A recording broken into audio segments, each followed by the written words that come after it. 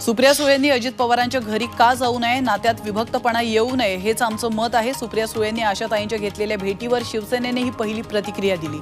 आज हे गेले तर उद्या ते जातील असं विधान शिवसेनेचे प्रवक्ते संजय शिरसाट यांनी केलं।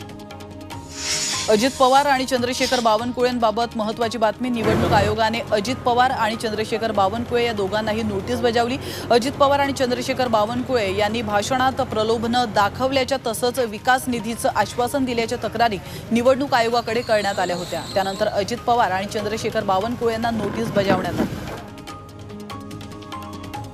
नाशिकमधल्या तिन्ही उमेदवारांना तातडीनं सोशल मीडिया प्रचार थांबवण्याचे आदेश दिले आहेत। निवडणूक विभागानं तिन्ही प्रमुख उमेदवारांना नोटीस बजावली आहे। निवडणूक विभागाची परवानगी न घेता सोशल मीडियावर सुरू केलेला प्रचार महायुतीचे हेमंत गोडसे, मवियाचे राजाभाऊ वाजे आणि अपक्ष शांतिगिरी महाराजांना भोवलाय। प्रचार त्वरित थांबवण्यासह 48 तासात खुलासा करण्याची अमृत नोनी गॅस्ट्रिन, अपचन, ऍसिडिटी, गॅस्ट्रबल ह्यापैकी तुम्हाला कुठलाही गॅस्ट्रिक प्रॉब्लेम झाला, उपाय एकच, अमृत नोनी गॅस्ट्रिन। नोटीस देखील निवडणूक निर्णय अधिकाऱ्यांनी बजावली आहे।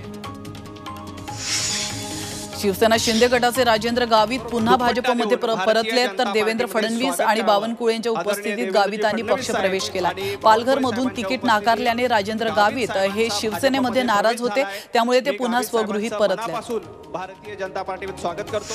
नवी मुंबई महानगरपालिका काँग्रेसच्या माजी नगरसेविका मीरा पाटील यांनी भाजपमध्ये प्रवेश केलाय। उपमुख्यमंत्री देवेंद्र फडणवीस यांच्या उपस्थितीत हा पक्षप्रवेश झालाय, त्यामुळे काँग्रेसला मोठा धक्का बसलाय।